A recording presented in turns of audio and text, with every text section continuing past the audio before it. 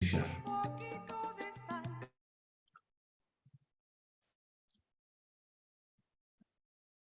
Pues muy buenas noches a todos los que están aquí en esta sala de Zoom, a quienes nos acompañan también a través del Facebook y a quienes después vean este video. Les saludamos desde la Asociación Mexicana de Alternativas en Psicología, la MAPSI. Como saben ustedes, estamos en la Escuela para Padres. Es un proyecto que coordina la maestra Rosario Monroy. Hoy no pudo estar ella presente, pero aquí estamos para hablar de un tema pues muy significativo, las relaciones de pareja y su relación con la crianza de los hijos. Una breve presentación mía.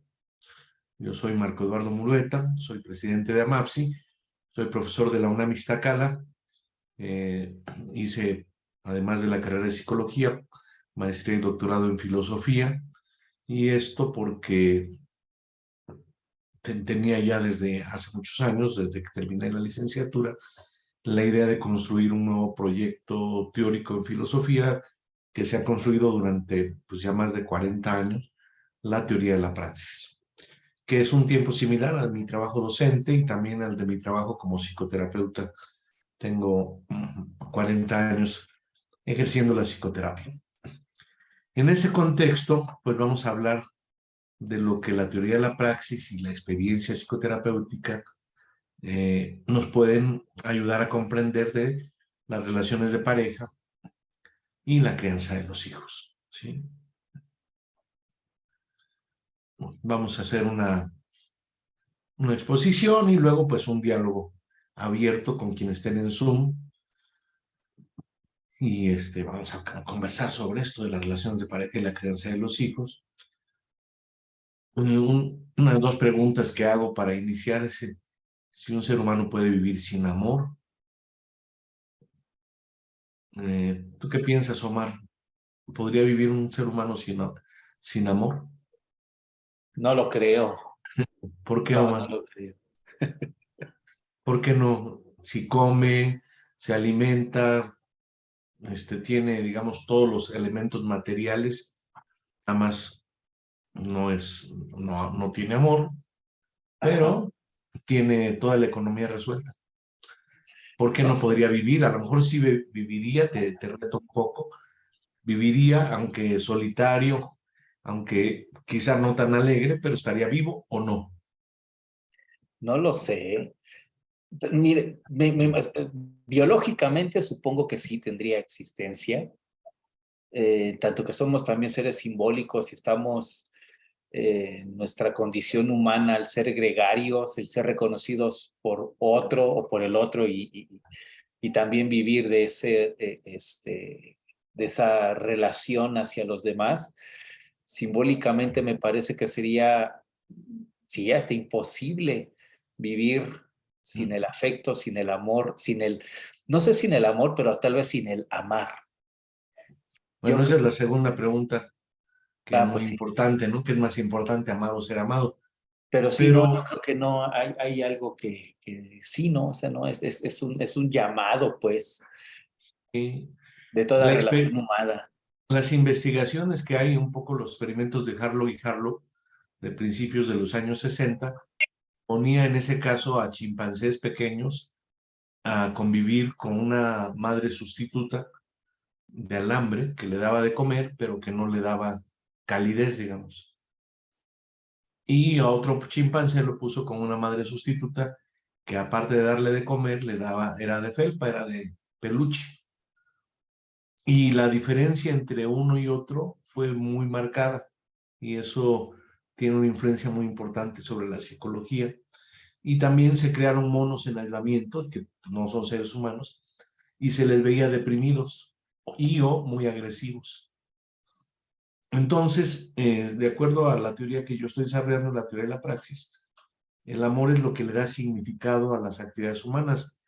Los seres humanos desde niños empezamos a sentir, a compartir emociones, sentimientos con otras personas, sin los cuales, sin ese compartir, la vida perdería sentido y por lo tanto se entraría en una depresión tan profunda que se moriría al poco tiempo, como pueden confirmarlo muchos de los que se suicidan y pues mucha gente que vive en aislamiento, los indigentes entre ellos.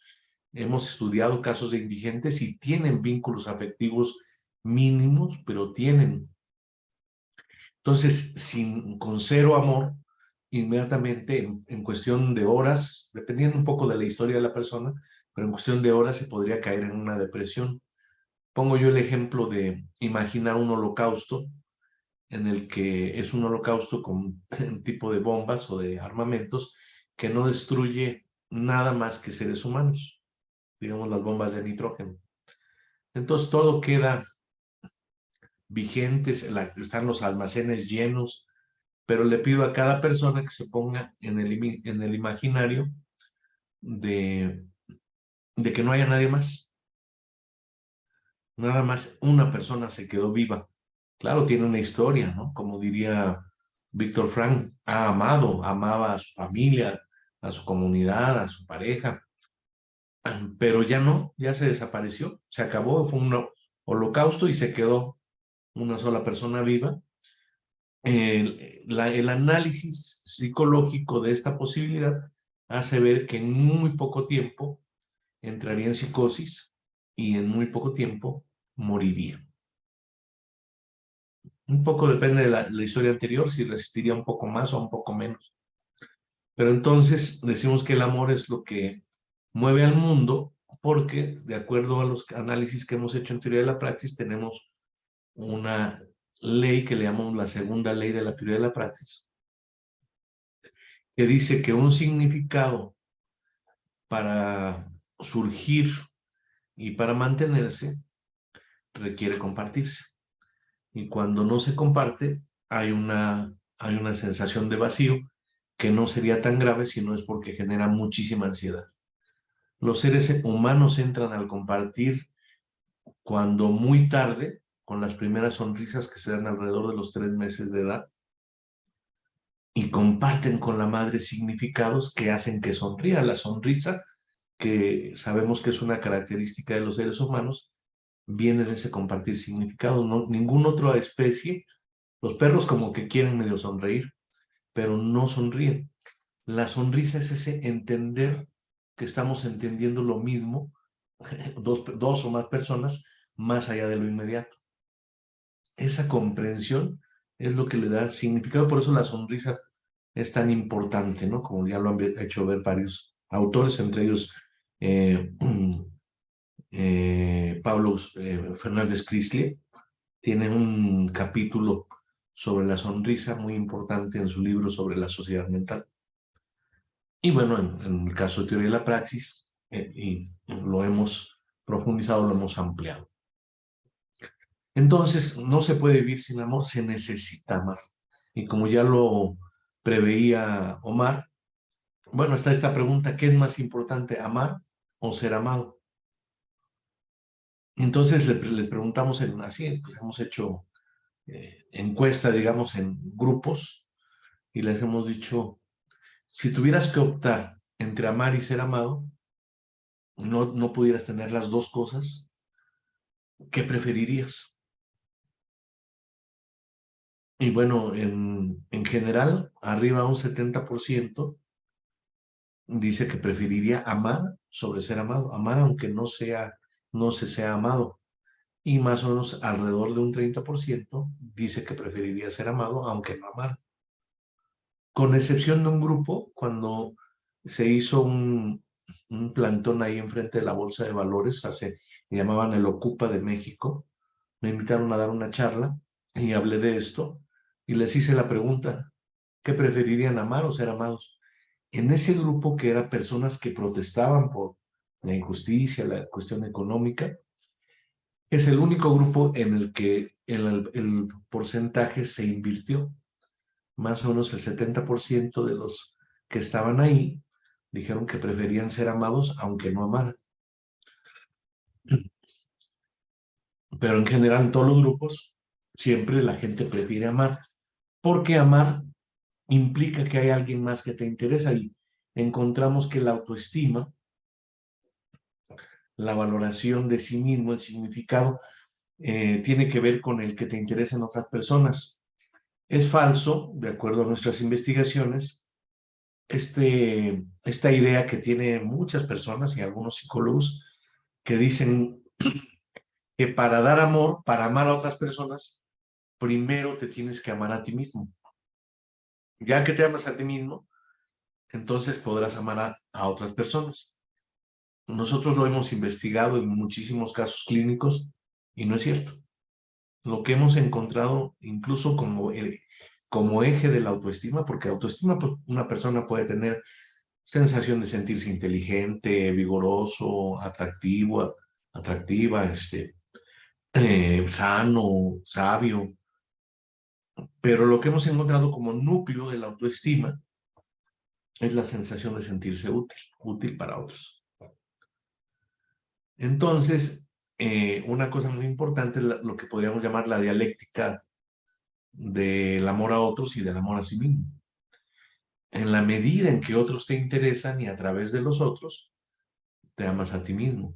Y por eso buscas también ser relevante para esa otra persona que te interesa o para esas otras personas que te interesan. Y eso se ejemplifica también con un poema de Juan de Dios Pesa, que es el de Garrick, ¿no? A reír llorando, porque ahí dice, ¿cómo empieza? Viendo a Garrick, actor de la Inglaterra, el público al mirarlo le decía, eres el más gracioso de la tierra y el más feliz. Y el cómico reía. Víctimas del spleen. El spleen es como el tedio, la depresión, el aburrimiento. Víctimas del spleen, los altos lores, en las noches más negras en sus noches más negras y sombrías, iban a ver al rey de los actores y cambiaban su spleen por carcajadas. Un día, ante un médico famoso, no era un psicólogo, todavía los psicólogos no tenían tanta presencia. Un día, ante un médico famoso, llegóse un hombre de mirar sombrío. Sufro, le dijo, un mal tan espantoso, subrayado tan espantoso, como esta palidez del rostro mío. Nada me causa encanto ni alegría. No me importa mi vida ni mi suerte. En un eterno splint, muriendo vivo, y es mi única pasión la de la muerte. El médico, que no había venido a una conferencia como estas, me dijo, pues viajad y os distraeréis. Responde, tanto he viajado. Las lecturas buscad, tanto he leído. Pobre seréis quizá, tengo riquezas. Que os ame una mujer, sí, soy amado. ¿Qué tenéis por amigos? Mis tristezas. ¿Vais a los cementerios? Sí, mucho, mucho. Yo le llamo a los muertos mis amigos y a los vivos les llamo mis verdugos. Caray, dijo el médico que no sabía de psicología y mucho menos de teoría de la praxis. Me deja perplejo vuestro mal, mas no debo acobardaros. Ya sé, id a ver a Garrick, solo él podrá curaros. ¿A Garrick? Sí, a Garrick. Todo el que lo ve muere de risa, la más alta sociedad lo busca. ¿Y a mí podrá curarme? Sí, os lo juro, mas ¿qué os inquieta? Aún así, dijo el enfermo, no me curo. Yo soy Garrick, cambiadme la receta. Entonces la pregunta les digo yo a mis alumnos, ¿qué pasa, Garrick? Pues tenía dinero, era famoso, ahora sí que tenía todo, lo que parece que alguien pudiera ansiar o anhelar. Bueno, pues ya las respuestas ya se las había yo dado antes de decir el poema. Él no amaba a sus muertos, pero ya no estaban vivos. Por eso estaba vivo, porque tenía muertos como referencia afectiva.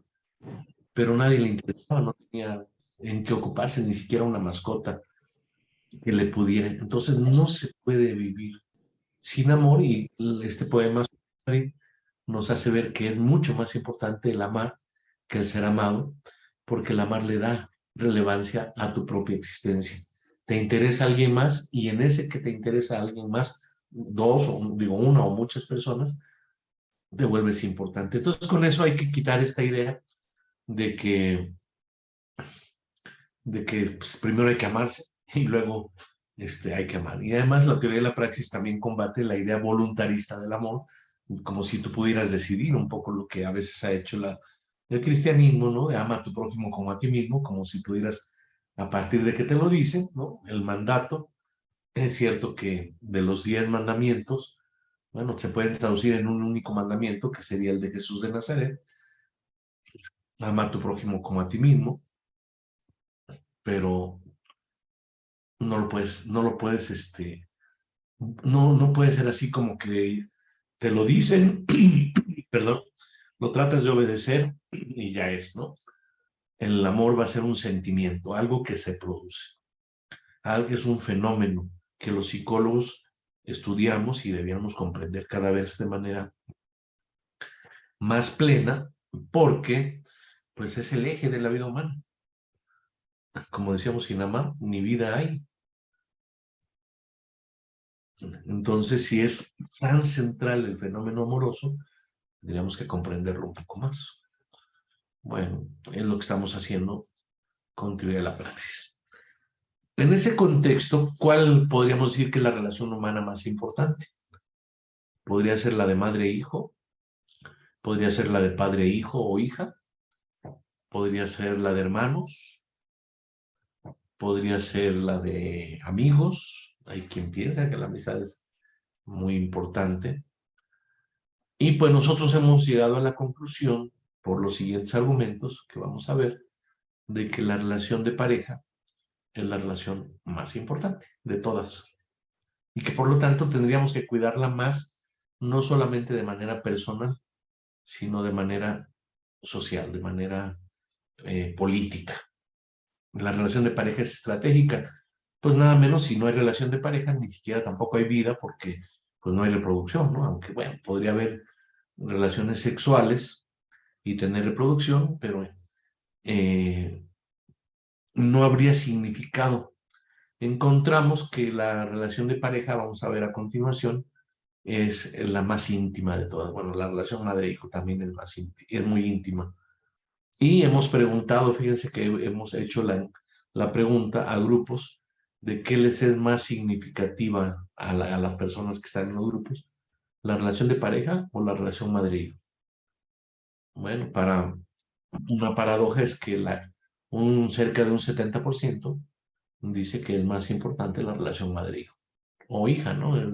La relación materna y no la relación de pareja.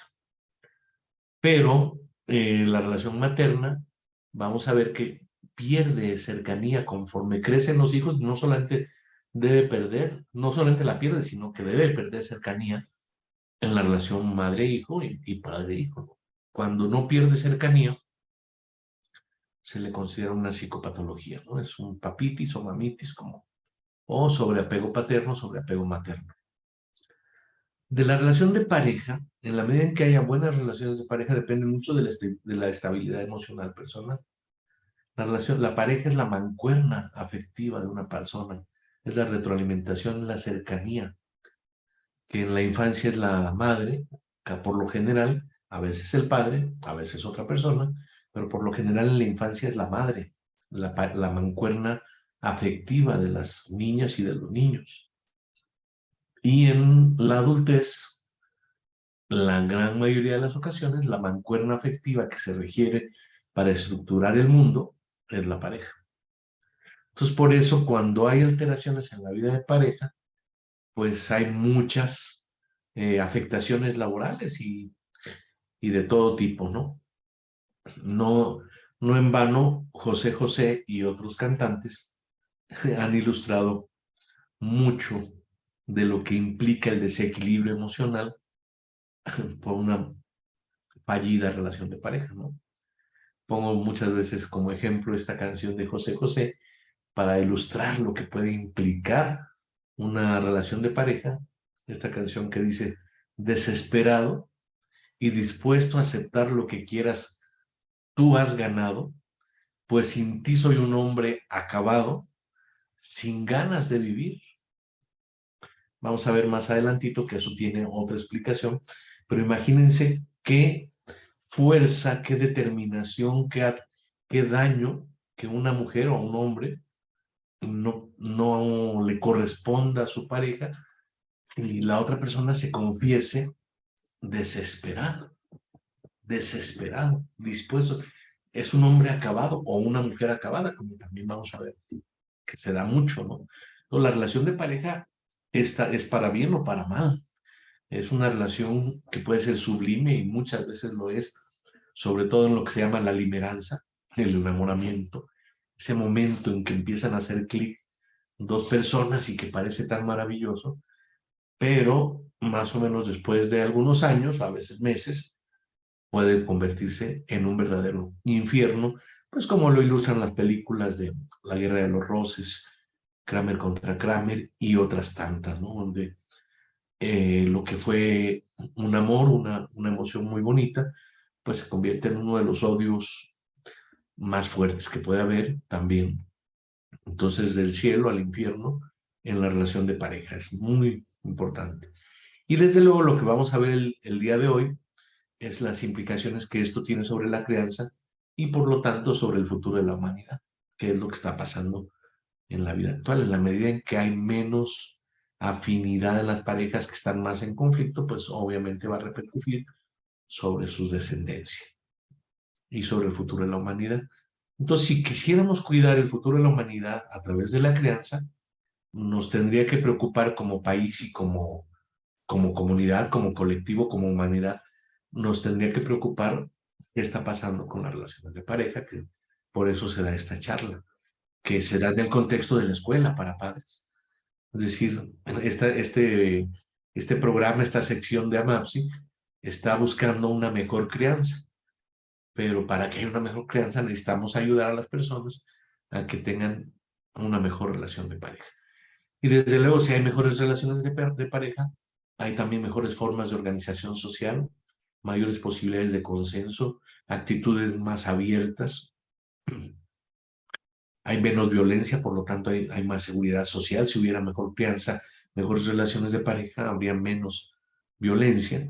Y también se ha visto que esto repercute de manera significativa sobre la productividad. La gente que tiene una buena relación de pareja va a tener mejor desempeño laboral que la gente que tiene conflictividad en su vida de pareja. Es muy, muy lógico, ¿verdad? Este tema me gusta mucho y es uno de los temas que propongo para trabajar, que es el tema de la necesidad de intimidad.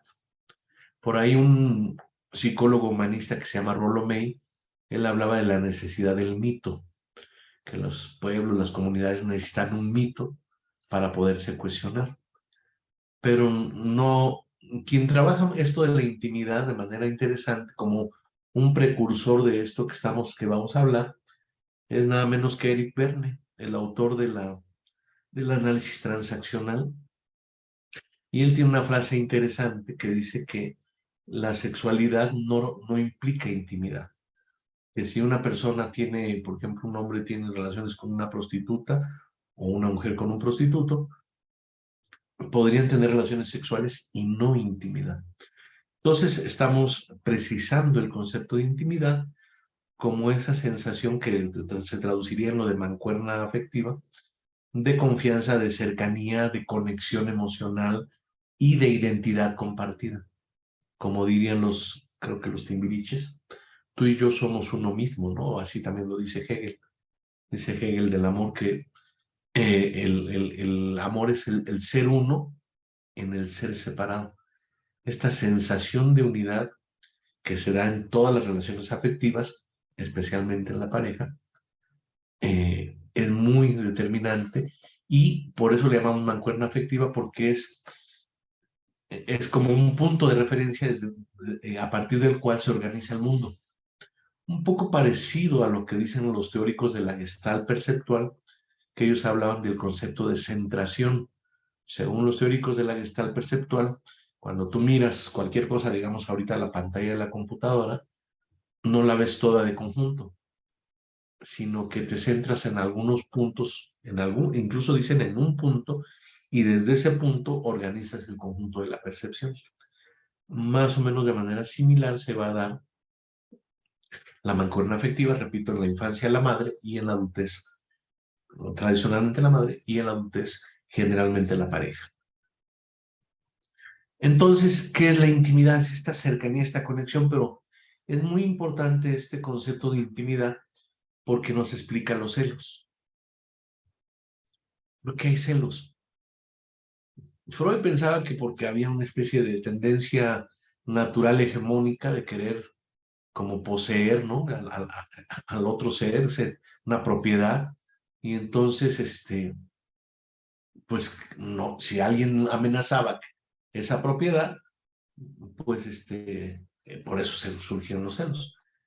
Pero no, los celos se explican por la unidad estrecha que se establece, la identidad compartida que se establece dentro de la pareja. Desde luego que los niños pequeños, por ejemplo, tienen celos de su mamá respecto a su papá o a otros hermanos e incluso a otros familiares. Pero, digamos, después de los 4 años aproximadamente, en que empiezan cambios cognitivos que les permiten entender más o menos algunas de las normas sociales básicas, los celos disminuyen de manera significativa. Probablemente no se pierdan como diría un poco el mito bíblico de Caín y Abel, de que Caín mató a Abel porque Dios lo prefería o lo miraba más a él, ¿no? La envidia, los celos, pero no es tan dramático los celos como en lo que implica en la interferencia con la pareja. Eh, el problema de que haya una tercera relación ¿por qué se da la relación de pareja? Porque ha habido grupos o personas, sí, grupos que hablan ahora, pues los swinger, el poliamor.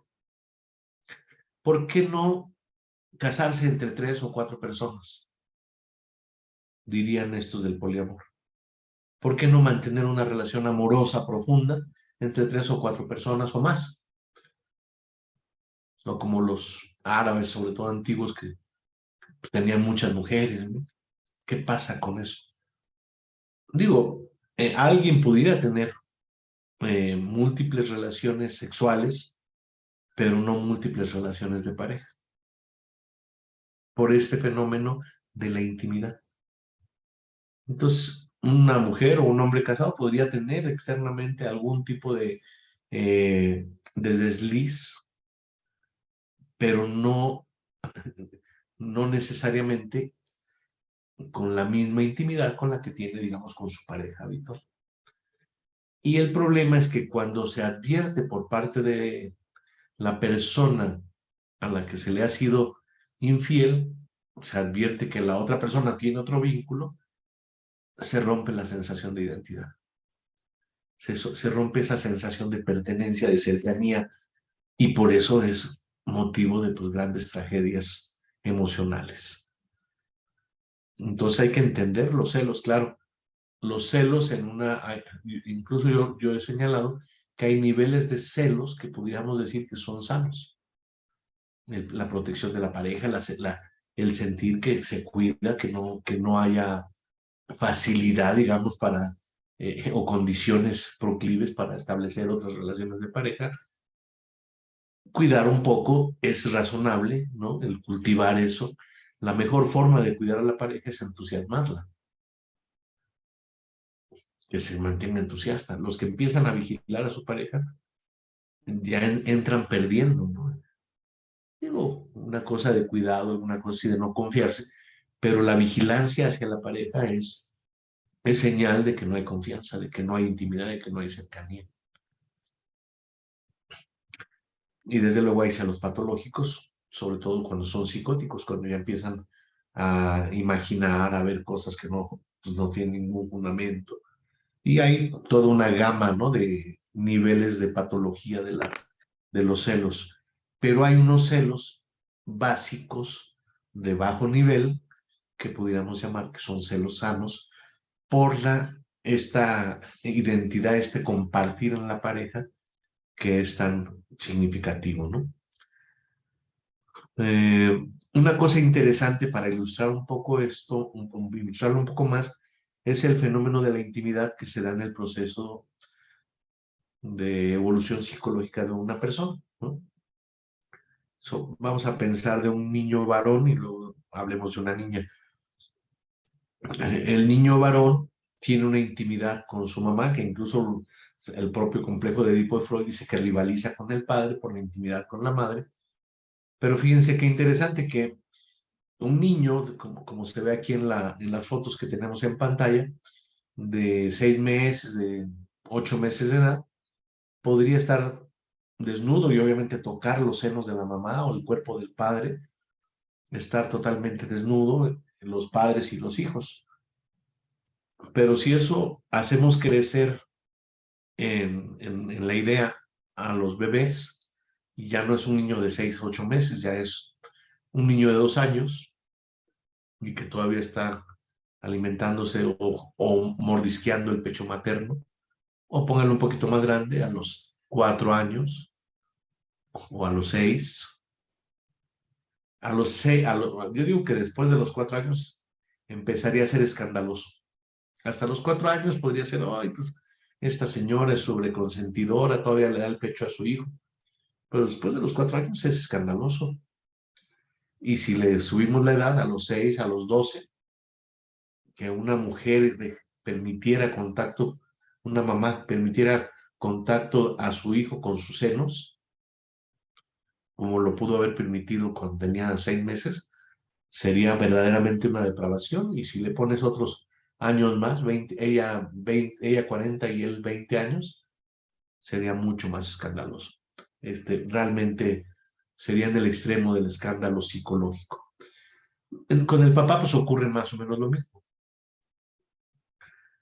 Ahí hay una cosa interesante que probablemente Freud observó, porque las niñas y los niños antes de los 3 años, su intimidad principal es con la madre, por lo general. Y después de los 3 años, por eso el complejo, en este caso de Electra, las niñas hacen una especie de switcheo y tienden a generar más intimidad con el padre, como uno de los elementos de su formación heterosexual. El niño se mantiene en una mayor vinculación íntima con la madre y la niña requiere hacer una transferencia hacia una mayor intimidad con el padre para formarse heterosexualmente. Si mantuviera la niña, como hay casos, desde luego, mayor intimidad con la madre, probablemente no desarrollaría la heterosexualidad, sería homosexual. Y lo mismo puede ocurrir con los niños que intiman mucho más con sus padres, varón, que con su madre. Entonces, pues esto de la heterosexualidad y la homosexualidad, pues es todo un tema que habría que analizar. Pero miren, lo que yo les quería decir sobre esto es esta evolución que se da de la intimidad con la madre a la intimidad con la pareja. Más que el niño, más que la niña, son el papá y la mamá los que empiezan a tener el alejamiento del niño porque ya no se sienten cómodos. Es posible, como un caso de una señora me decía, es que mi niño, cuando mi esposo se separó de mí, se pasó a dormir conmigo a la cama, tenía 4 años. Ahorita tiene 9 años y desde entonces, antes de dormirse, le gusta como tocarme las pompas por dentro de la ropa. Y me preguntó a mí si yo, qué opinaba, si estaba, que no era malo o si era malo. Algunos psicólogos dirían, pues si a usted no le molesta, pues sígalo haciendo. Pero entendiendo las implicaciones de lo que significan los sentimientos incestuosos y las implicaciones psicológicas del incesto, sí es recomendable que los niños, incluso los hermanos, por ejemplo, no es recomendable que dos niños de 12 años, 14 años, de diferente género, pues se duerman juntos o se bañen juntos. Aunque son hermanos, dicen no hay ningún tipo de malicia, pero hemos encontrado muchos casos en que pues surgen conflictos precisamente por estos problemas, ¿no? Tuve el caso de una chica que yo la conocí a ella cuando tenía 19 años, que estaba enamorada de un muchacho que también era mi paciente. Él la llevó y ella me contó que cuando tenía 11 o 12 años y empezó a tener cambios físicos, le empezaron a salir los senos, su papá bromeaba y le tocaba los senos como jugando. Ay, mi hijita, ya le están saliendo sus senos. La mamá, de acuerdo a la narración de la chica, como que le pareció raro. Dijo, oye, eso no lo tendrías que hacer. Y el papá dijo, lo hago sin morbo. Sí, soy su papá, no hay ningún problema. La chica narra que cuando tenía 15 años, o cerca de 15 años, se empezó a sentir muy incómoda y ya no quería estar cerca de su papá porque el papá, a ella y a una prima, o sea, una sobrina del papá, jugaba el papá a hacer eso. Entonces, cuando ella tuvo 16 años, tuvo su primer novio y el papá se molestaba mucho de que ella tuviera novio y los hostilizaba y los rechazaba. Entonces, cuando llegó un momento en que ella creció más, ya tenía 19 años, y dijo, pues ya tengo un novio y me quiero casar con él. Y cuando se lo dijo el papá, entró en cólera el papá, se descompuso emocionalmente y probablemente sin pensarlo con claridad, dijo, es que tú no eres para nadie, tú eres para mí. ¿Sí? Obviamente, eso causó una crisis familiar. Entonces, cuidado, una de las cosas que tenemos que ver es cuidado con esta vinculación corporal estrecha entre padres e hijos.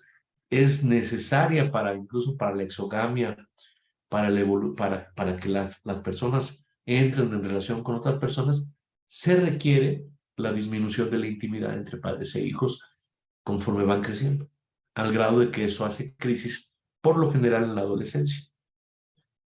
Ya en los adolescentes, digo los niños hasta los 8 o 9 años, todavía en esta época, su principal persona de confianza suele ser, o en muchos casos es la mamá,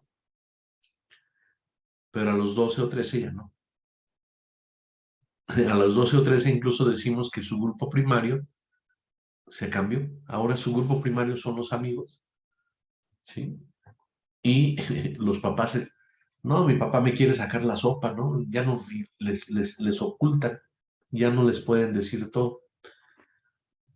Entonces, vean cómo hay esta especie de destetamiento de intimidad o de separación de intimidad entre padres e hijos, que va a ser condición necesaria, diría Erickson, para que este muchacho, esta muchacha adolescente, busque la intimidad con las amistades y con la pareja y encuentre, pues, se construya una nueva familia.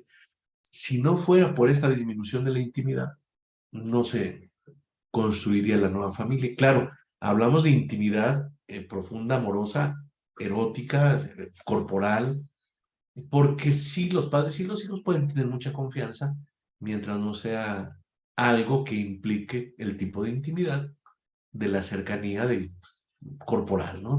Del contacto corporal, de la confianza en ese aspecto.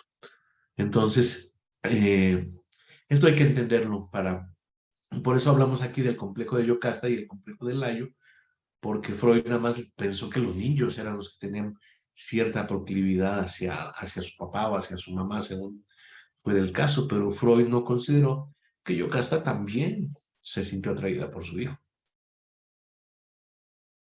Y bueno, y Layo rivalizó con su hijo. Layo era el papá de Edipo y Yocasta era la mamá. Y Yocasta se suicida cuando sabe que es su hijo, ¿no? El conflicto de haberse relacionado sexualmente con su hijo.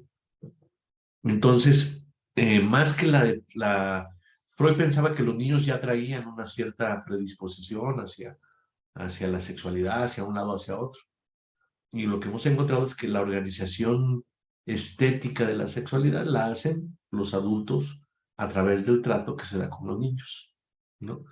Así como la comida, parecido, ¿no? Lo picosito que nos gusta a los mexicanos, pues luego lo buscas, ¿no? Entonces, cierto tipo de trato cierto tipo de mirada, cierto tipo de rasgos físicos, cierto tipo de contacto, pues se hace agradable o se hace desagradable, ¿no? Hacia el mismo sexo o hacia el sexo opuesto o hacia ninguno. Hay gente que tiene también rechazo por la dinámica que tuvo y tiene, así como se rechaza la comida por algunas personas, también se rechaza la sexualidad. Entonces la formación estética es muy importante y es la base pues, de la psicología y en particular del género, ¿no? ¿Qué te gusta y qué no te gusta? ¿Qué te atrae? Mucho se ha discutido sobre si eso es innato y si bien puede haber algunos elementos de tipo corporal innato que, sean, que promuevan ciertas capacidades, por ejemplo, un niño que es muy vulnerable, varón, pues podría sentirse atraído por alguien que parece fuerte. O una niña que es muy fuerte corporalmente, es corpulenta, podría atraerse por alguien a quien proteger, ¿no? Pero en esencia, lo que hemos visto es en las historias clínicas es un poco al revés. Es decir, aquella niña que empezó a proteger, que empezó a enfrentar al padre, que empezó a hacer cosas, actividades que se habían considerado tradicionalmente masculinas, pues obviamente desarrolla corporalidad un poco menos tradicionalmente femenina.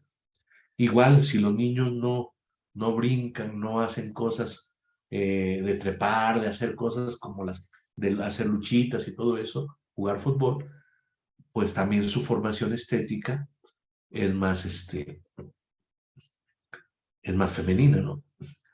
Tuve el caso, les voy a contar esto de dos casos de dos muchachos que ambos, bueno, ambos fueron al consultorio solicitando ayuda para definir su heterosexualidad, para reafirmar su heterosexualidad. El primer caso era un muchacho de 18 años que era hijo de un artista famoso con su sirvienta. Y el chico vivió con el artista, con la esposa del artista y con la sirvienta. La esposa del artista hizo como que no se dio cuenta, aunque era evidente que el parecido del chico con el artista. Pero total que cuando el chico tenía 7 años, los artistas se fueron a otro país y la indemnizaron a la sirvienta, que además fuera la mamá del hijo del varón, pues le dieron una buena indemnización. Entonces, con ese dinero que le dieron, la señora puso, la que era sirvienta, puso una zapatería. Pero para atender la zapatería ella tuvo que poner al niño en un internado. Y ese niño, según su propia narración, fue violado como a las 3 semanas de que entró al internado, lo violaron. Como a las otras 3 o 4 semanas, otra vez lo volvió a violar, digamos, el muchacho más grande de ahí del internado, lo violaba, que tenía el muchacho. Él tendría como 7, 8 años y el otro tendría como 14 años más o menos. Lo violaba y según su propia narración, como a la tercera o cuarta vez que supuestamente lo iba a violar, pues ya no fue violación. Él ya estaba dispuesto y además se sentía protegido de que su pareja virtual fuera pues el más fuerte de ahí, de toda la comunidad, y tuvieron una relación de pareja dentro del internado como de 2 años más o menos, hasta que el otro chico se fue, creo que a los 16 años se fue. Y después él tuvo otras parejas homosexuales. Y entonces a los 18 años decía que él no se sentía bien siendo homosexual, que quería ser heterosexual. Y entonces hicimos pues un análisis, incluso se sentaba afeminadamente, caminaba un poquito afeminadamente, y, y, y entonces hicimos ejercicios de mirada, de caminar, de sentarse, para ver qué tan cómodo se sentía. Y sobre todo la prueba interesante fue si él se sentía atraído por una chica y si reaccionaba a la chica. Bueno, la prueba en ese caso fue positiva, es decir, sí reaccionó y al poco tiempo trajo incluso a la chica, la conocí al consultorio y tuvieron una relación de pareja duradera hasta donde yo lo pude ver y él se sintió ya consolidado en su heterosexualidad. El otro chico era más radical porque este era un muchacho de 23 años, trabajaba como cajero en un banco y decía que que él nunca había tenido propiamente relaciones homosexuales. En su historia, lo único que sí, desde que él era niño, su papá dejó de estar con ellos, con su mamá, y su mamá fue muy estricta, muy rígida con él, muy, pues sí, muy impositiva con él.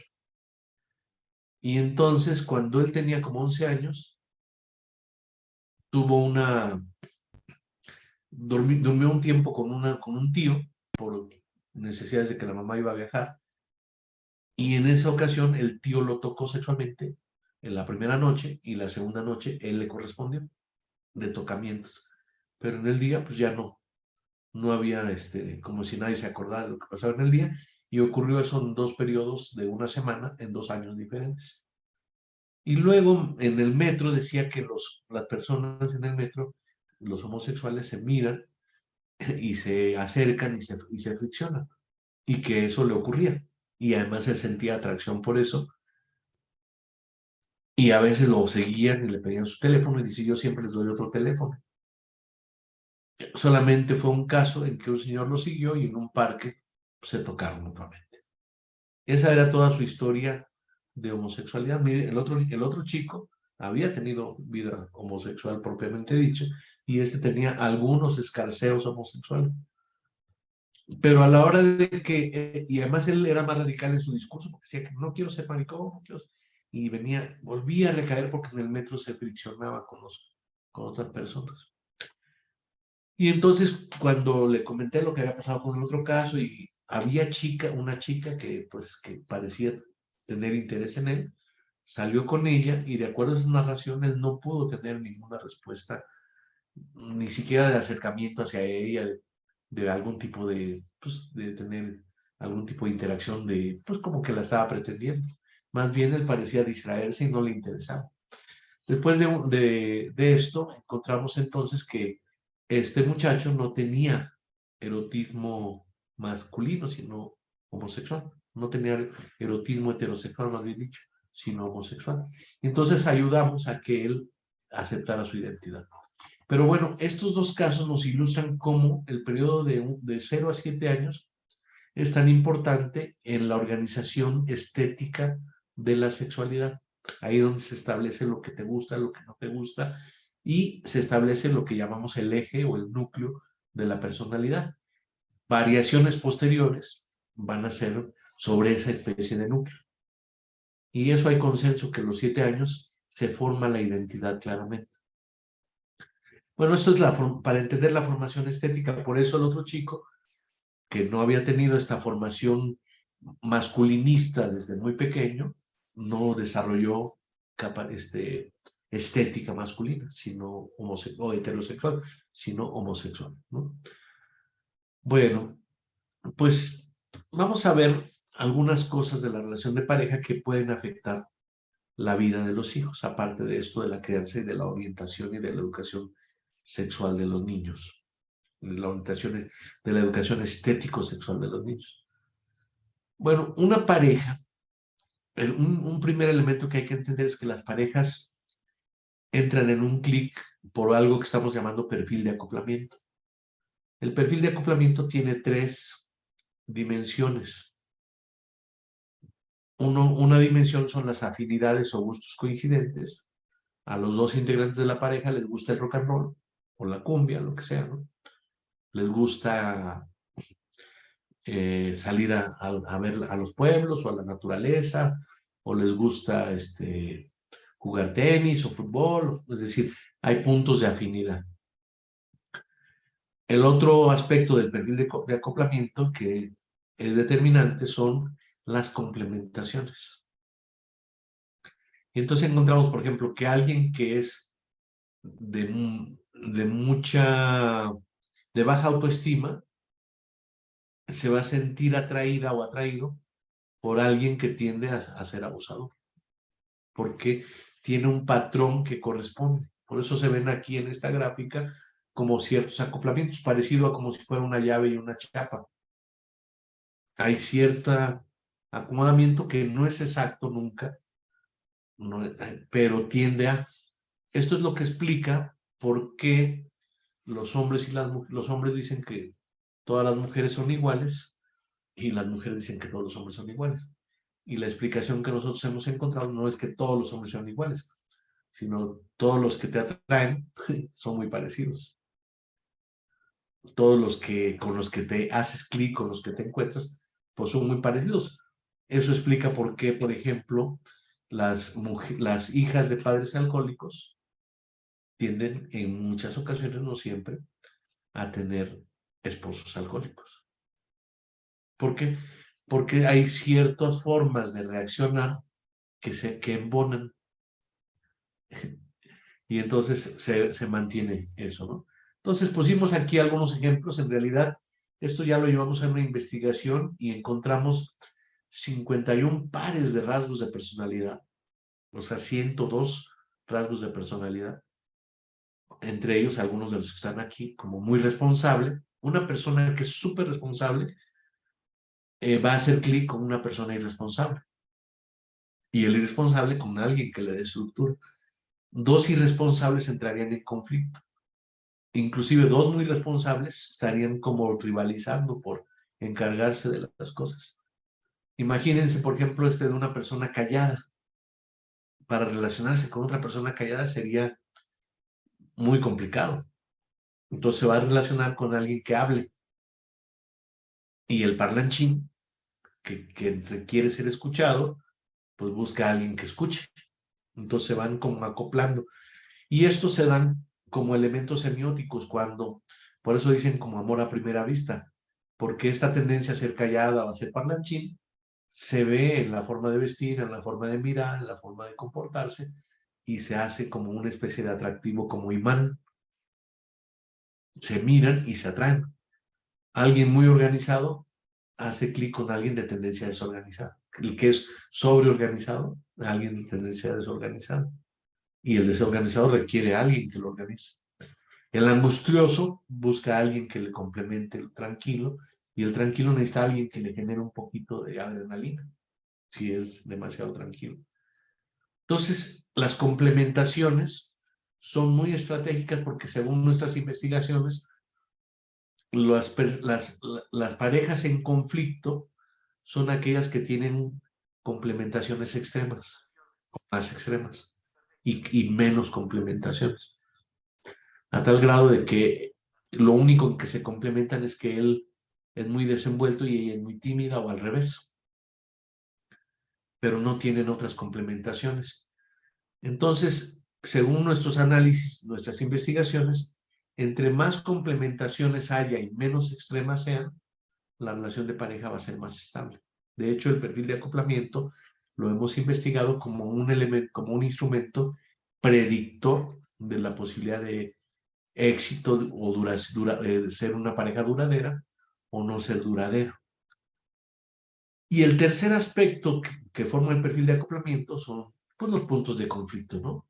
A él le gustan las cumbias y a ella el rock and roll, ¿no? O los dos son muy demandantes, como dice aquí, ¿no? O ella quiere, ella quiere andar pues en la calle, visitando lugares y él quiere estar en casa, ¿no? Y muchas otras cosas así. Entonces, entre más puntos de conflicto haya, menos afinidades y las complementaciones sean menos profundas sean más profundas y menos número de complementaciones, la relación de pareja tiene menos buen pronóstico. En cambio, si hay muchas complementaciones no tan marcadas, hay muchas afinidades y pocos puntos de conflicto, de chocar, pues obviamente la relación de pareja es más efectiva, ¿no? Entonces aplicamos esto en los talleres, el perfil de acoplamiento, y ayudamos a las personas a ver en qué aspectos de su complementación o de sus conflictos, estratégicamente cuáles habría que moderar o manejar o incentivar para poder acoplarlos mejor, ¿no? Por ejemplo, alguien que es demasiado callado se le ayudaría a un mayor desenvolvimiento social, y alguien que es demasiado parlanchín a un mayor prudencia, a escuchar, entrenamiento en escuchar, para poder acoplarse de mejor manera que como estaban antes, ¿no? Y obviamente hemos tenido muchos casos así. Ahora, lo interesante es que, ¿qué repercusión va a tener esto en la crianza? Pues una de las cosas que puede ocurrir, fíjense que hemos encontrado que hay personas que parecen tener como muchas, dentro de una relación de pareja, muchas cualidades y la otra pocas, porque es muy responsable, es muy organizado, es tranquilo, y la otra como que depende, y esas son las relaciones de pareja problemáticas. Esas relaciones de pareja van a generar devaluación de la persona que tenga pocas cualidades, dependencia. Y entonces eso obviamente en la crianza va a repercutir, en primer lugar, que los niños de ambos sexos se identifiquen más con uno de los padres y al otro lo pongan como estigmatizado, rechazado, reprobado, y que incluso lo rebasen, ¿no? La persona con más limitaciones se siente insegura. Y ahí luego hemos observado que las personas que sienten inseguras empiezan a confrontarse con los niños, como dicen coloquialmente, se ponen al tú por tú. Entonces tiene que ver obviamente con la salud psicológica de cada uno de los integrantes de la pareja. Si bien puede decirse que si alguien tiene un padecimiento de salud psicológica y se acopla con la otra persona, porque los dos tienen algo de patología, ¿no? No para estar uno sano y el otro insano. En la medida en que haya alguien con patología y hace clic con la otra persona, pues los dos tienen, no igual, pero cierta patología. Entonces, pues lo ideal sería aprender a complementarse y orientar a los hijos también para colaborar, para participar de las complementaciones. De hecho, lo ideal sería que en la familia unos se encargaran de una cosa, otros, y que los chicos, los niños, empezaran a colaborar y no se sintieran dependientes de uno de los dos padres y sobreestimaran a ese padre y desestimaran al otro, sino pues crear la estima de cada uno de ellos a través de la colaboración y pues cuidar esto de los rasgos demasiado marcados hacia un lado, ¿no? Demasiado parlanchín o demasiada inseguridad o demasiada angustia. Se tendría que trabajar terapéuticamente porque obviamente eso va a repercutir sobre los hijos, ¿no? Padres angustiosos, una de las cosas que más se contagia es la angustiosidad, el miedo. Bueno, luego tendríamos este otro punto, que es la relación entre noviazgo y matrimonio, porque se dice que lo de las brujas y los sapos, ¿no? Se dice que los príncipes en el noviazgo se vuelven sapos en el matrimonio y que las princesas en el noviazgo se vuelven brujas en el matrimonio. Y según nuestros análisis y nuestras investigaciones, no es que se vuelvan brujas o que salga el verdadero o la verdadera, sino que en la medida en que alguien se siente bien, da lo mejor de sí mismo. Y en el grado en que alguien se siente mal, da lo peor de sí mismo. El problema que tenemos es que el matrimonio es una carga de responsabilidades, una carga de presiones, deudas, e incluso, como vamos a ver, cuestiones también relacionadas con los hijos, desequilibrios que hace que el príncipe se vuelva sapo y la princesa se vuelva bruja. Entonces, se requiere que, aquí les hacemos una prueba, ¿no? Les pregunto yo a los miembros de una pareja en conflicto. ¿Qué hacían ustedes cuando eran novios? Las actividades que hacían en la época de noviazgo. Y dicen, no, pues íbamos al cine, platicábamos mucho, a veces estábamos hasta 8 horas conversando, caminábamos de la mano, íbamos a los parques, a veces íbamos de compras, hacíamos viajes, y hago como la lista de las cosas que dicen que hacían como novios. Y entonces les digo, por ejemplo, iban al cine. ¿Cuándo fue la última vez que fueron al cine?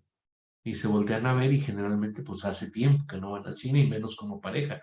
A veces llevan a los niños a que vayan al cine, ¿no? A ver las películas infantiles. Pero ustedes que vayan a tomar un café, a tomar una copa como pareja, no ocurre. Entonces, este contraste entre las actividades de los novios y las actividades del matrimonio es lo que echa a perder la relación de pareja. Entonces, aquí la clave, el secreto es continuar siendo novios durante el matrimonio. Hacer cosas como las que hacían cuando eran novios u otras que hagan los novios, ¿no? Que se vayan a pasear. Y ahí, pues, es muy importante que no siempre estén los niños. Ahí la familia extensa y las amistades pueden jugar un papel muy importante con algunos elementos que hay que cuidar de seguridad, hacerse cargo, digamos, una vez a la semana, de cuidar a los dos niños o al niño para que la pareja pueda ir a pasear, ¿no? Según nuestros análisis numéricos, para que una pareja sea exitosa, requiere un bloque de noviazgo de 3 horas al menos a la quincena. Bloque, no se puede 10 minutos diarios. O sea, un paseo de 3 horas mínimo de novios a la quincena, sin niños. Si eso no ocurre, va a haber interferencia en la relación de pareja, es decir, esa pareja pierde intimidad por la presencia de los niños o por el trabajo o por la presencia de otros familiares, que también no se recomienda para nada el que las nuevas parejas o las nuevas vivan con la familia, con las familias de alguno de ellos. Digo, 1, 2, 3 meses a lo mejor no es tan problemático, pero más de 3 meses sí, porque se empieza a perder la intimidad. Hay muchísimas historias y muchísimos casos de esa problemática, pero parte de lo que se les pide es que tengan su espacio como pareja y que traten de sentirse bien, y entonces se vuelve a generar se vuelve a producir la generosidad, la amabilidad, la cortesía, los detalles. Se pueden inducir un poco, pero aparte del sentirse bien, lo favorece por sí mismo. También hemos visto que mucha de la problemática de la pareja y que tiene esto que ver también con los hijos es el trabajo excesivo. Es un problema muy grande en la actualidad que lo ilustra el proyecto que hizo, creo que Arturo Nuño y Peña Nieto, que creo que también venía desde Calderón, de las llamadas escuelas de tiempo completo. ¿Por qué las escuelas de tiempo completo? Pues para que las mamás y los papás estén trabajando. Porque, bueno, sí también es problemático que la mamá salga a las 7, 8 de la mañana, perdón, y regrese a las 6 de la tarde o 7 de la noche, más si hay tráfico en las grandes ciudades, y los niños permanezcan a la deriva, van a la escuela y salen de la escuela y ahí están con una abuela que medio los cuida, o con una vecina que medio los cuida, o aún hemos visto muchos casos de que están en la casa o andan vagando ahí en el vecindario, pero no hay con quién estructurarse. Entonces, según nuestros análisis, lo máximo que debe trabajar una persona son 9 horas diarias, incluyendo labores domésticas. Y me dicen, díselo a mi jefe. Bueno, si trabajas más de 9 horas diarias en promedio, hemos encontrado siempre alteraciones psicológicas importantes. Entonces, el límite sería 9 horas diarias, pensando en 1 hora de trabajo doméstico. Si los dos integrantes de una pareja trabajan alrededor de 7, 8 horas al día, promedio, debían tener apoyos en la casa. No pueden, después de trabajar fuera de casa, luego llegar a la casa a hacer qué hacer. No es sano. Y se descuidan los niños. Se descuida la pareja y se descuida a los niños. Se necesita tiempo para la convivencia como novios que ya veíamos. Idealmente, uno de los dos padres, que tradicionalmente había sido la mujer, pero ahora ya es más viable que sea el varón, perdón, debiera de trabajar medio tiempo, idealmente, para poder estar más tiempo de convivencia y de orientación con los niños. Entonces, mucho de la problemática de los jóvenes y de los adolescentes y de los niños actuales es como una especie de abandono afectivo combinado con televisión y videojuegos. encerrados en un departamento o en una casa pequeña, sin amistades, no hay comunidades infantiles.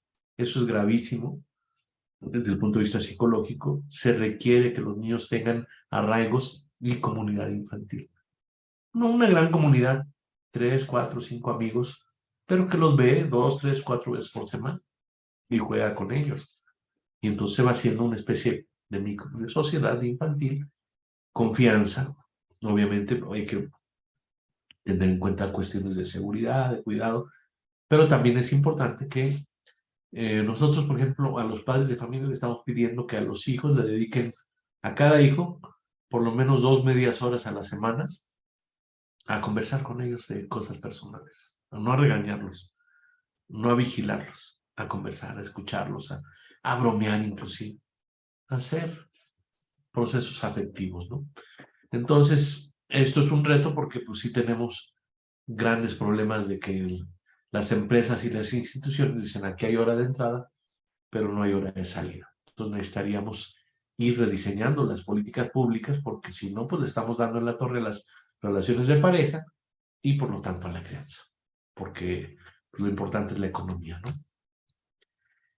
Y el punto 4, el involucramiento con los hijos, ¿no? Estamos aquí en esta gráfica viendo las 3 etapas, ¿no? Los 3 nombres que adquiere un varón y una mujer en su proceso de relación amorosa, ¿no? Cuando se conocen, bueno, primero son amigos, pero ya como pareja, pues él es el novio y ella es la novia. La línea azul que vemos sobre el corazón, pues es que hay mucho interés, mucho afecto, mucha motivación. Como ya vimos por las cuestiones del trabajo, cuando este novio y novia se transforman en esposo y esposa, hay desgaste de trabajo, desgaste de créditos, desgaste de responsabilidades, presiones, que obviamente disminuyen la motivación entre la pareja, ¿no? Y por eso pues, se les ve con menos entusiasmo. Empezó a disminuir el entusiasmo y por lo tanto al disminuir el entusiasmo, pues aparece el sapo y aparece la bruja, por lo menos en parte. El reto que se tiene por la pareja, cada pareja y por la sociedad como un todo es mantener el entusiasmo en las relaciones de pareja. ¿Es posible? Sí, claro, pero hay que cuidarlo, hay que desarrollarlo, hay que hacerlo evolucionar y no estancarlo, ¿no? Y luego aquí pongo cuando llegan los hijos, ¿no? La esposa se convierte en madre y el esposo se convierte en padre. Ya no le dice, dile a mi esposa, oye, Juanito, dile a mi esposa tal cosa, dile a tu mamá, por favor, o dile a tu papá. Incluso los hijos a veces están triangulando la comunicación. Disminuye la comunicación entre esposa y esposo y todo se centra sobre los hijos. Y aquí hemos observado el fenómeno, sobre todo mexicano, yo creo que un poco latinoamericano, pero más bien mexicano, de que el sexo femenino se sobreinvolucra en la maternidad. Es decir, hay una maternidad mayor a la razonable, un compromiso mayor al razonable en muchos casos. Se dan las dos cosas. Hay madres que ya se están desligando, se sienten que los hijos, pues ahí los medio apoyan económicamente, les dan de comer, etcétera, pero se están desligando. Pero todavía tenemos una proporción muy significativa de madres sobreprotectoras, o más que sobreprotectoras, sobreinvolucradas, al grado de que la relación de pareja se eclipsa, pierde importancia para la esposa por la importancia que adquieren los hijos. Y eso, digo, a veces ocurre al revés, pero en general el varón no tiene tanta vocación a involucrarse con tanta plenitud en la vida de los hijos. Y si los dos caerían en una sobreprotección. Hemos tenido casos de padres, de ambos padres, en que los hijos son casi como dioses para ellos y se vuelven déspotas, los llamados niños emperador, se vuelven déspotas, se vuelven chantajistas, los controlan, los manipulan, porque tanto el varón como la mujer, el esposo y la esposa, padre y madre, están sobreinvolucrados. Entonces se requiere, como decíamos hace un rato, darle un espacio a la pareja darle un espacio a cada hijo. De hecho, le llamamos diadas, intimidad por diadas, a dedicar intimidad para conversar con la pareja, sin los hijos, intimidad para conversar con cada hijo, sin los otros hijos y sin la pareja, y desde luego momentos de convivencia, pues de 3 o de 4 o de toda la familia. No se excluye, pero sí se necesita esto que es esta cercanía, estas diadas son fundamentales para que cualquier grupo funcione, no solamente la familia, no solamente la pareja. En un grupo de trabajo también se requieren diadas, en un grupo de lo que sea, de fútbol, se requieren diadas para entrar en una conexión especial. Y si no se hacen las diadas, la dinámica, la forma de relacionarse se hace superficial, genera ansiedad y mucho menos capacidad de entendimiento recíproco. Lo que hace el entendimiento profundo son las diadas. El padre, a veces es al revés, como no siente tanta conexión con la madre ni con los hijos como la madre lo siente con los hijos, empieza a tener intereses externos, que puede ser obviamente otra persona, o podría ser el dominó, o un grupo de amigos, o algo que hacer, se refugia en otras cosas. Porque el vínculo madre-hijo es absorbente, madre-hijos es absorbente.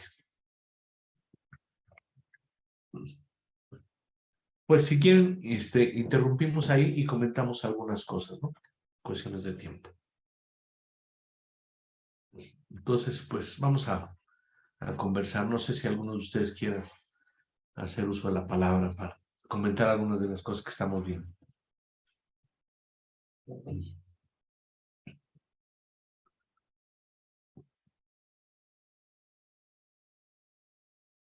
A ver, ¿quién se anima? Mi hijo de 18 años es muy callado y no tiene casi amigos, dice Diana. Pues habría que ver. Siempre les pregunto yo a mis pacientes por qué se hizo callado. Pues encontramos los orígenes por ahí, la infancia, ¿no? Como le empezó a dar miedo a hablar porque alguna vez tuvo una mala experiencia. Y si no tiene amigos, pues puede ser porque desde niño no tenía esta facilidad, esta proclividad. ¿Por qué? Porque no se le entrenó, se le necesita, para tener amigos, las habilidades sociales se tienen que capacitar, que entrenar. Entonces este chico sería muy bueno, pero también hay que crear los espacios, ¿no? Su papá es muy callado, dice Diana. Pues sí, de ahí está. Pero, entonces, si el papá es muy callado y el niño es muy callado, pues Diana absorbe mucho de la conversación y de las decisiones. Las personas que son calladas también dejan que el otro haga y que decida y que hable, que muestre, digamos, sus intereses, sus sentimientos, sus ideas. Y se da una especie de combinación. Es posible que en el caso de Diana, pues Diana tampoco tenga la paciencia para escucharlos. Es que es que le pregunto y no me responde. Y ya me imagino a veces el diálogo más o menos así. Pero a ver, hijo, dime qué quieres. Dime qué quieres, te voy a escuchar. ¿Quieres un helado? ¿Quieres una camisa? ¿Qué quieres? Y el otro niño así como mirando, pues con cierta timidez, o quisieras que te llevara un paseo, o quisieras que te dejara yo solo un rato. O sea, la otra persona es la que construye todo el discurso. Y a veces el chico ya nada más dice, pues sí, ¿quieres que compremos un libro o una camisa? Pues sí, estaría bien. Pero todo el discurso ya lo construyó, digamos, probablemente el caso de Diana. ¿Qué sucede, dicen, con los abuelos cuidadores por padres ausentes por lo laboral? Bueno, los abuelos cuidadores pueden ser muy buena onda y hay muchos casos de historias de personas que me dicen es que mi abuela fue una superabuela y ella fue como mi mamá o mejor que mi mamá porque mi mamá no estaba. Mi abuela me cuidaba y platicaba conmigo y jugaba conmigo. Pero en general, los abuelos tienen más brecha generacional, pues. Sus códigos son más lejanos. Entonces, todavía un padre, digamos, o una madre que tiene, digamos, ahorita 35 años, le dice, niño, vamos a jugar el videojuego. Y a lo mejor decía, a ver, pues sí, medio le sé, yo le jugaba al Atari o le jugaba al Nintendo y tuve un Xbox, ¿no? y puede jugar con el niño. Pero imagínense un abuelo que ahorita tuviera, vamos a decir, 50 años o algo así.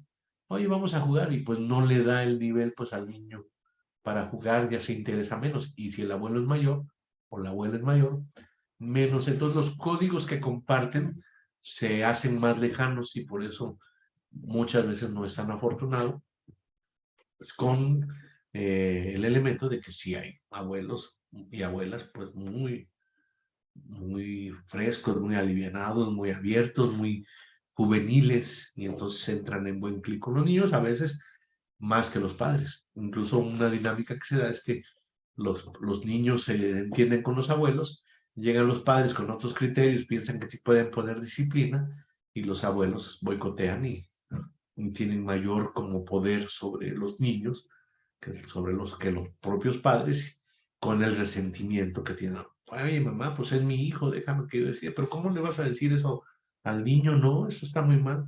Pero es mi hijo, pues sí, pero no, es mi nieto, ¿no? Y les impiden y les inhiben y entran en conflicto. Y con ese conflicto de que, pues, no quiero, no me gusta cómo lo educan mis padres, pero se los tengo que llevar porque yo tengo que trabajar. Mi hijo es un platicador y muy sociable, pero solo de manera externa, no se abre realmente y a todos sus amigos son pasajeros, tiene que ver con mi relación de pareja. Pues, sobre todo con las diadas, esto que les digo o sea, hay gente, hay niños y jóvenes muy sociables en lo superficial, ¿qué tal? Como dicen los artistas de moda, ¿no? Los quiero mucho, qué bueno que están aquí, pero no hay cercanía, no hay intimidad, no hay conocimiento personal. Entonces requiere esto de las diadas de escuchar al joven, al niño, qué piensas, qué estás sintiendo, cómo sentiste cuando llegó, cuando te dijo esto tu papá o en la escuela, pero no te voy a vigilar para que cumplas con la tarea. Aquí, ¿por qué se te está dificultando? ¿Qué te dijo la maestra respecto a esto que no entendías o que no estabas de acuerdo? Y entonces tener esta especie de cercanía entre padres e hijos se requiere, ¿no? Y pues eso va a tener que ver con la relación de pareja, porque eso es porque ninguno de los dos padres se da este acercamiento con sus hijos. Por lo tanto, en la relación de pareja probablemente tampoco haya este tipo de comunicación cercana. Mis niños en la escuela son callados y no juegan con sus compañeros. En la casa hablan y juegan mucho, entre ellos mi hija de 7 años y mi hijo de 4, Rebeca Ríos. ¿Esto a qué se debe aparte de que afectó la pandemia? Gracias. Bueno, ahí les podría yo decir un detalle interesante, que son el bullying, ¿no? Los niños que no hacen grupo en la escuela, que no hacen equipo, que no tienen sus 3, 4 amigos, se vuelven solitarios y según nuestras observaciones y análisis, son los que van a ser víctimas de bullying. Entonces se requiere ayudar a los niños a que en la escuela tengan sus 2, 3, 4 amigos de confianza que le den un soporte emocional que permita una mejor interacción incluso con otros niños. Si el niño va solito, por decirlo en forma figurada, a la escuela, probablemente ya hasta empieza a sentir temor de ir a la escuela porque lo van a molestar los que sí tengan equipo y que sean más, pues, más traviesos, más. Y entonces eso es interesante del bullying. Mi hija desde niña era muy sociable, pero a veces en la escuela se siente que ella se percibe rechazada, pues es lo que ella piensa, pero a veces unas acciones adecuadas no adecuadas, muy caprichuda. Sí, porque decíamos que ser sociable puede ser, sí, se desenvuelve, hola, ¿cómo están? Y habla con facilidad, pero no hace amistad. Entonces se requiere que haya más cercanía, más intimidad amistosa entre los niños, su comunidad, porque eso es lo que le da consistencia y además un niño que hace amistades se entrena a entender el otro punto de vista,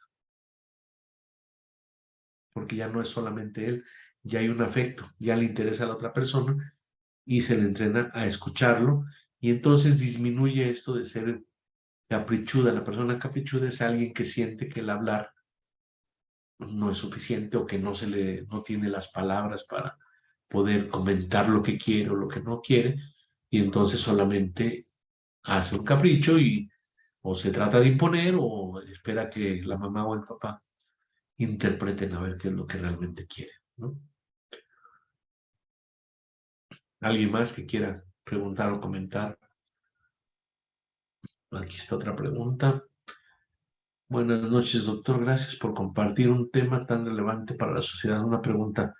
¿Cuál sería la relación padre-hija que favorezca sus relaciones de pareja heterosexuales? Creo que es el término, heterosexual. Eh, lo que lo que decíamos es una educación estética. Entonces, un, la homosexualidad femenina tiene que ver con una proporción de las mujeres homosexuales, según las historias clínicas que hemos desarrollado, tienen que ver con que desde muy pequeñas se empezaron a enfrentar al padre para defender a la madre. O sea, padres que tienden a ser algo agresivos o despreciativos y que la niña se solidariza con la madre y se opone al padre. Entonces, esta no afinidad entre padre e hija es un elemento que va a favorecer la homosexualidad femenina. Y tenemos otros casos de homosexualidad femenina, que son niñas que ansiaron mucho estar junto a su mamá y que la mamá no estuvo tan cercana, la dejó un poco abandonada y entonces encuentra en otra chica, en otra mujer, pues algún tipo de compensación emocional, ¿no? Son los puntos de referencia más generales. Desde luego que en la homosexualidad hay muchísimos factores, muchísimos elementos, ¿no? Que podrían considerarse.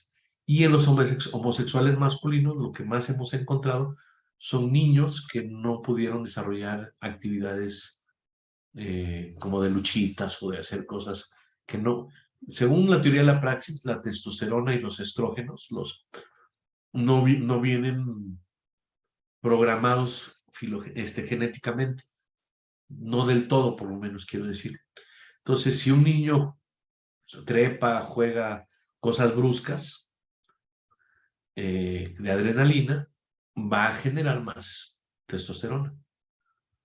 Y en la medida en que un niño hace cosas de dulzura, ¿no? De arrullo, de suavidad, de belleza, genera más estrógenos. De crianza, de comida, genera más estrógenos. Esto, desde luego, hay que tomarlo con pinzas porque, pues, no, esto es una idea, un elemento. Hay muchos otros elementos que hay que considerar en la formación heterosexual o homosexual. Y desde luego, muy importante ver tanto a un niño o a un joven homosexual, pues con el mismo respeto que a uno heterosexual. Nosotros como psicólogos, como estudios, pues analizamos si es totalmente genético o no, de qué depende, pero no tendríamos que estar como discriminando o menospreciando a nadie, ¿no? Eso está ya muy superado afortunadamente, por lo menos en los códigos más vigentes, aunque a veces en la cotidianidad sigue habiendo discriminación hacia los homosexuales. ¿Hay alguna forma de apoyarlos junto con sus papás? Dicen que es porque somos sobreprotectores. Pues ya habría que tener una orientación específica, pero lo que yo les recomiendo, pues sí es escuchar a los niños, hablar en corto con ellos, jugar con ellos, evitar castigarlos, reconocer sus aportaciones, delegarles responsabilidades, no prohibir cosas por prohibirlas, realmente tratar de entrar en razonamiento y en convicción con los niños y sobre todo escucharlos. Esto que decía yo hace un ratito de que a veces el padre o la madre pregunta algo, pero no espera la respuesta, es muy frecuente.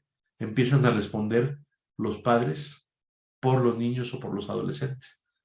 Entonces, un punto clave es aprender a preguntar y tener la paciencia para escuchar lo que el niño dice, ¿no? Comento a veces que un señor me dijo, es que yo sí me comunico mucho con mi hijo, me dijo en consulta. Ayer nada menos estuve hablando como una hora y media con él y le dije A, le dije B, le dije C, me dijo todo el abecedario, y yo lo dejé que terminara de decirme todo lo que le había dicho al niño, al adolescente, y al final le pregunté, ¿y qué le responde el chico? Y no recordaba ese papá lo que el chico había dicho. Ay, dice, pues, ¿qué me dijo? No me acuerdo qué me dijo. Pues creo que me dijo que sí, que estaba de acuerdo. Ah, sí, me dijo que estaba de acuerdo. Ese tipo de diálogo no sirve, es contraproducente. Entonces se necesita un diálogo mucho, los papás y las personas que tengan mayor criterio o mayor formación que están viniendo a la escuela para padres, es necesario que aprendan a preguntar y a escuchar y a entender otras lógicas. Que lo tradicional es que los padres absorban la responsabilidad y yo sé lo que te conviene, yo sé lo que no te conviene, y les tratan de imponer formas de ser, ¿no? Entonces se necesita escuchar más a los niños, a los jóvenes y tratarlos y respetarlos. Entonces, si combinamos que tengan su grupo de 2, 3, 4 amigos de confianza, que haya las diadas entre padres e hijos, que se les vaya delegando responsabilidades, pues eso va a ser mucho mejor. Y otra cosa que me importa mucho que está ocurriendo con las generaciones actuales es que no se les favorecen los talentos. Es muy importante que los niños y los jóvenes desarrollen talentos, que dibujen, que toquen la guitarra, que sean deportistas, que desarrollen habilidades deportivas, que sepan patinar, que sepan nadar, que sepan andar en bicicleta, muchas habilidades. Eso le va a dar motivación y satisfacción. Y actualmente veo que muchos jóvenes, sobre todo, no, pues no desarrollan talentos, nada más están como a la deriva, cumpliendo con lo básico. Y yo creo que es muy valioso si los padres les ayudan a desarrollar talentos. ¿Hay alguna forma de apoyarlo? Dice, sí, pues sí, que desarrollen talentos. Gracias, Marco. Siempre interesante y sustancioso. Gracias, Genaro. ¿Cómo ayudar a que se acerquen a sus compañeros para jugar o platicar? Pues ahí muy recomendable es primero que los padres conozcan a los amigos y compañeros de sus hijos, que sepan los nombres, que sepan a qué se dedica su papá, del amigo del niño, ¿no? Del joven, qué hace, y eventualmente, pues, ¿por qué no invitarlos a una actividad, ya sea en la casa, ya sea en un parque, ya sea en una plaza? Vamos, y entonces permitir que los niños interactúen no solamente jugando en los juegos, trepando y así, sino que conversen, favorecer que conversen, ¿no? Y se pueden hacer dinámicas también con los niños para que digan lo que sienten, lo que piensan, lo que quieren y que unos escuchen a otros. Mi hijo tiene 15 años y está demasiado apegado a mí. Eso puede ser negativo para su desarrollo. Sí, ya desde que dice demasiado apegado ya es obviamente negativo. Entiendo que SN es Silvia, o sea que él es varón. Es bueno porque, digamos, tiene confianza en Silvia, pero demasiado es que no tiene otras amistades, no tiene otros vínculos. Lo ideal es que tuviera, sí, un poquito más de vínculo con la mamá que con el papá, pero también con el papá. Que tuviera, de hecho, lo ideal de hermanos es que tuviera 2 o 3 hermanos. Claro, en un mundo competitivo donde cada embarazo le cuesta a una mujer pues alguna limitación laboral, cada crianza, eh, se llega a tener un hijo o a veces 2. Y lo ideal para los niños es tener, lo ideal sería tener que fueran 4 hermanos, 3 o 4 hermanos, porque eso da un sistema de relaciones entre ellos que puede ser más saludable que si nomás es entre 2 o nada más está solo. Entonces, sí sería conveniente que él entrara, si tiene 15 años, pues ya sería conveniente que tuviera sus amigos, inclusive, ¿porque no?, alguna novia.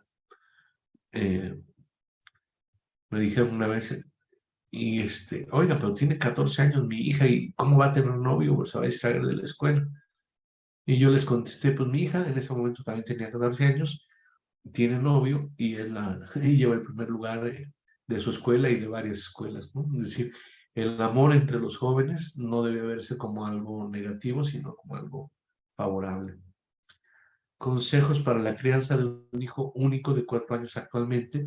Pues el consejo principal es crearle algún tipo de hermandad adoptiva, podríamos decirlo en forma figurada. Es decir, que tenga sus 2, 3 amiguitos y que tenga bastante frecuencia, ¿no? De contacto con ellos. Eso sería lo ideal.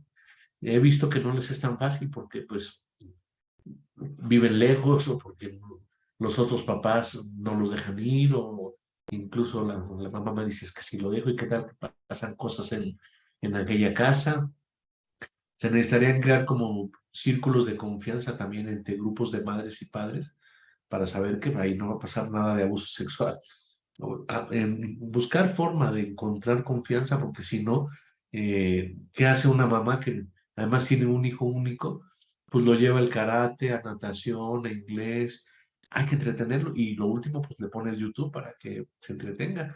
Un niño de 4 años tiene muchísima inquietud, no lo aguanta ningún adulto, necesita otros niños de su edad aproximadamente pues, para que pueda jugar y desfogarse y el adulto pueda descansar y cuando lo recibe después de 2, 3 horas de estar jugando con otros niños, llega a la casa o ya terminaron de jugar y entonces el adulto tiene energía para darle pues una media hora, 1 hora, pero echarse el adulto las 4 horas con un niño de 4 años es muy, muy desgastante, ¿no? Entonces por eso el YouTube pues se vuelve la mamila electrónica, ¿no?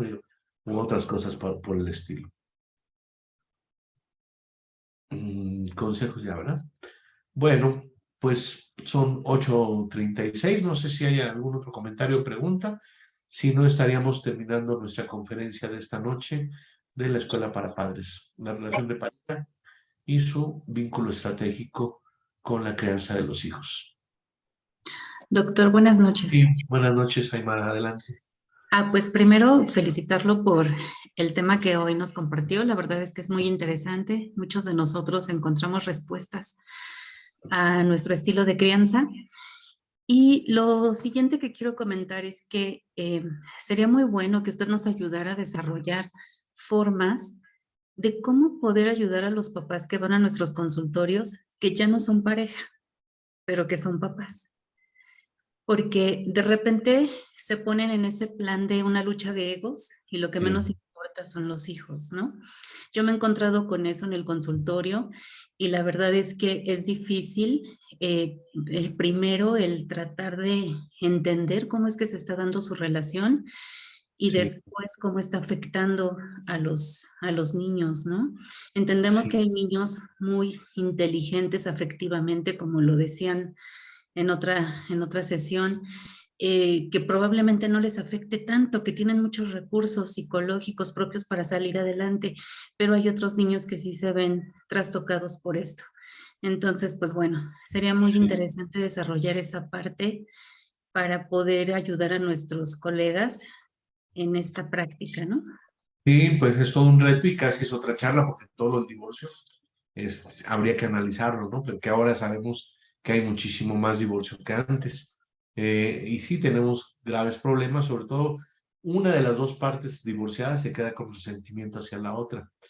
Y lo más tradicional es que esa persona con resentimiento tome como rehén o como campo de batalla a los hijos para hablar en contra de él. Y de ahí surgió este concepto de la alienación parental, ¿verdad? El buscar que los hijos rechacen al otro padre, casi siempre el varón. Por eso también se habló de padrectomía, ¿no? Porque a veces les cortan el acceso a los hijos. Entonces se necesitaría una educación desde niños, desde la escuela primaria, de lo que implica la responsabilidad de ser papá o ser mamá y de cómo si en la pareja puede haber buena relación y qué bueno, o no buena relación entre la pareja, pero la relación paterna se tendría que deslindar y garantizar una buena paternidad a pesar de estar separados. Entonces, lo primero que tendría que pensarse es que esas personas tendrían que recibir psicoterapia, pues más o menos urgente, las personas resentidas, para poder tener una mejor situación emocional a través de tener incluso una nueva relación de pareja, desarrollo personal, su mismo sistema de amistades y de afectos familiares, para poder tener más entereza y por lo tanto tener más receptividad a esta idea de que no tomes de campo de batalla a tu hijo, ni lo pongas en dilemas. Es muy importante, de por sí ya es delicada para un niño la separación de sus padres por sí misma, para que todavía se enfatice por las situaciones emocionales que están viviendo los dos papás. Entonces, yo creo que habría que hacer psicoterapia con cada uno de ellos. Lo hemos hecho, fíjate que en un caso se estaban peleando ya en el juzgado y la niña tenía, y el papá diciendo es que no me deja verla, y yo tenía acceso a las dos partes de la pareja, y ella me decía, es que yo sí quiero que vea a su papá, ¿no? Mi hija. Y él no estaba yendo a consulta en ese momento, pero él decía, no, es que tú no quieres que yo la vea y me quieres boicotear. Y no era así. Entonces, a través de ella le pedí a él que fuera a consulta y le dije, no, es que la vocación de tu esposa o de tu ex esposa, eh, ya no se le dice ex esposa, pues del nombre, ¿verdad? Vamos a ponerle ahorita Yolanda. La vocación de Yolanda es que ella quiere que sí esté bien tu hija contigo, ¿no? Y quiere que convivas. Y todavía una cosa interesante es que están con tanta susceptibilidad que la impresión que tenía es que yo quería como psicólogo medio apoyar a la otra parte. Y yo le dije, no, somos para conciliar, los psicólogos somos conciliadores. Y entonces yo no tengo ningún otro interés que el hecho de que la niña esté lo mejor posible. Y ese es mi interés profesional, no tengo interés personal. Esa es la labor que me toca desarrollar. Entonces, lo mejor es que si veas a la niña, convivas con ella y que no se estén lanzando, pues, bombas, ¿no? Misiles entre uno y otro. Todavía salió con un poco de escepticismo. Se fue así como diciendo, bueno, lo voy a pensar, pero no, no creo. Yo creo que ya está en contra mía, ¿no? Pero el reporte inmediatamente después cambió muchísimo. Y el señor entendió muy bien y ahora se apoyan la expareja, se apoyan para atender a la niña y se comunican lo necesario, no, no más de lo necesario. No hay ningún viso de que vayan como a que a regresar como pareja, ¿no? Cada quien ya está en otra dimensión, pero se apoyan recíprocamente y hay respeto entre ellos y la niña ya estaba no queriendo ver a su papá por la niña. El papá pensaba que era por la mamá, pero era la niña la que se sentía presionada por el papá. Entonces, conforme el papá se relajó y incluso le comenté, ¿no? ¿Por qué no? Pues juegas con ella, ves que le interesa y entonces haces empatía con ella y eso va a ser lo mejor para que la niña quiera estar contigo. Y así fue. Y actualmente, pues ya la niña ahorita ya tiene como 15 años, pero desarrolló una relación mucho más favorable con su papá de la que estaba teniendo bajo el clima de tensiones que tenía. Muchas gracias, doctor. Sí, y pues cada caso, ¿verdad? Se puede estudiar. Bueno, pues si no tiene inconveniente, vamos a dejar hasta ahí esta charla y los esperamos en 15 días. No, creo que esta es la última de este año, perdón. Con esta cerramos el 2022 y a partir del segundo o tercer viernes de enero estaremos continuando con la Escuela para Padres de AMAPSI. Ya le estaremos diciendo qué tema será. Gracias por estar aquí el día de hoy, esta noche. A Julio Eduardo Alcántara Sánchez, qué bueno que estás aquí. A Rosario Monroy, que por lo menos nos está escuchando. A Margarita Soriano, a Carla, a Udalina, amiga mía también. A Verónica San Juan, a Reina Estrada, a Maribel Morales también cercanas, las conozco bien, a Oppo, A54, a Diana Melo, a María Fernanda, Margarita Albarrán, a Pavel, a Roxana, a Rosario Adriana, a Paloma Cruz. Saludos, doctor. Saludos, Rosario, a Maribel, a Verónica Alejandra, Gabriela Romero, a Silvia Neri, a Gaby, a Ros Torres, a Daniela Lugo y a Silvia Neri Ríos. Por hoy sería todo. ¿Qué tal, Javier? También qué bueno que estuviste. ¿Qué tal, doctor? Muy buena noche. Muchas gracias. Buenas noches. Mi felicitación y mi reconocimiento a usted por compartir su conocimiento. Gracias, muy amable. Realmente Pues hay un tema que nos ayuda en demasía a una nosotros. experiencia de 40 años. No, muchas gracias. Gracias por compartirlo. Realmente son, creo que consejos muy valiosos para nosotros. Y el poder obviamente percatarnos Gracias. que nos desarrollamos como papás, ¿verdad? Sí, muchas gracias, doctor. Sí, eso es. Muy amable. Qué bueno que estuviste aquí, Javier. Y pues nos vemos el año próximo. Feliz Navidad y feliz año 2023. Un abrazo. Felicidades, doctor. Sí, muy bien. Felicidades, Rosario. Igualmente para todos. Gracias. Yes.